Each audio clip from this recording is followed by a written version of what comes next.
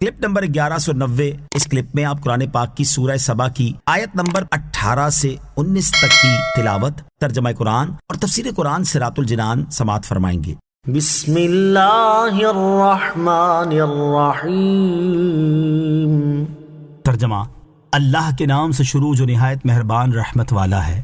وَجَعَلْنَا بَيْنَهُمْ وَبَيْنَ الْقُرَى الَّتِي بَارَكْنَا فِيهَا قُرًى ظَاهِرَةً وَقَدَّرْنَا فِيهَا السَّيْرَ سِيرُوا فِيهَا لَيَالِيَ وَأَيَّامًا آمِنِينَ۔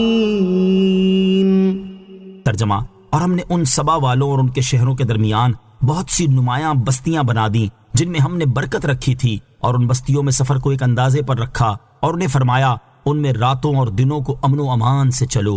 وَجَعَلْنَا بَيْنَهُمْ وَبَيْنَ الْقُرَىٰ، اور ہم نے ان میں اور ان کے شہروں کے درمیان بنا دی۔ ارشاد فرمایا کہ ہم نے شہر سبا میں اور دوسرے شہروں کے درمیان بہت سی نمایاں بستیاں بنا دی جن میں ہم نے برکت رکھی تھی کہ وہاں کے رہنے والوں کو وسیع نعمتیں، پانی، درخت اور چشمے عنایت کیے۔ ان دوسرے شہروں سے مراد شام کے شہر ہیں، اور سبا سے شام تک کے سفر کرنے والوں کو اس راستے میں کھانا اور پانی ساتھ لے جانے کی ضرورت نہ ہوتی تھی۔ اور فرمایا کہ ان بستیوں میں سفر کو ایک اندازے پر رکھا تاکہ چلنے والا ایک مقام سے صبح چلے تو دوپہر کو ایک آبادی میں پہنچ جائے جہاں ضروریات کے تمام سامان میسر ہوں، اور جب دوپہر کو چلے تو شام کو ایک شہر میں پہنچ جائے۔ یمن سے شام تک کا تمام سفر اسی آسائش کے ساتھ طے ہو سکے۔ اور ہم نے ان سے کہا کہ ان بستیوں میں راتوں اور دنوں کو امن و امان سے چلو، نہ راتوں میں کوئی کھٹکا، نہ دنوں میں کوئی تکلیف، نہ دشمن کا اندیشہ، نہ بھوک پیاس کا غم۔ فقالوا ربنا باعد بين أسفارنا وظلموا أنفسهم فجعلناهم أحاديث ومزقناهم كل ممزق إن في ذلك لآيات لكل صبار شكور۔ ترجمہ: تو انہوں نے کہا اے ہمارے رب، ہمارے سفروں میں دوری ڈال دے، اور انہوں نے خود اپنا ہی نقصان کیا تو ہم نے انہیں قصے کہانیاں بنا دیا اور انہیں بالکل جدا جدا کر دیا۔ بے شک اس میں ہر بڑے صبر والے، ہر بڑے شکر والے کے لیے ضرور نشانیاں ہیں۔ فقالوا، تو انہوں نے کہا، خوشحالی اور نعمتوں کی کثرت والے ان حالات کی بنا پر اترانے اور تکبر کرنے لگے، اور مالداروں میں حسد پیدا ہوا کہ ہمارے اور غریبوں کے درمیان کوئی فرق ہی نہیں رہا۔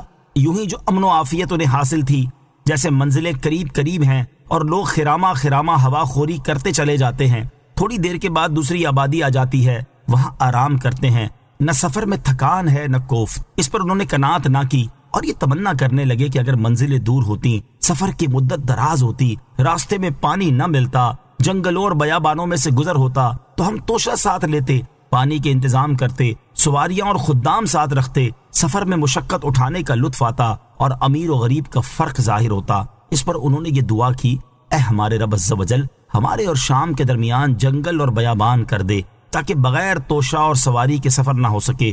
اللہ تعالیٰ نے ان کی یہ دعا قبول فرما لی اور ان شہروں کو ویران کر دیا۔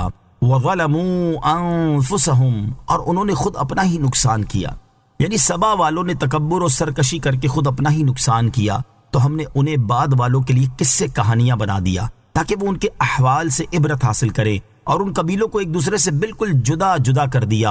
وہ بستیاں غرق ہو گئیں اور لوگ بے گھر ہو کر جدا جدا شہروں میں پہنچے۔ قبیلہ غسان شام میں، قبیلہ ازد عمان میں، قبیلہ خزاعہ تہامہ میں، آل خزیمہ عراق میں، اور اوس خزرج کا دادا عمر بن عامر مدینے میں پہنچا۔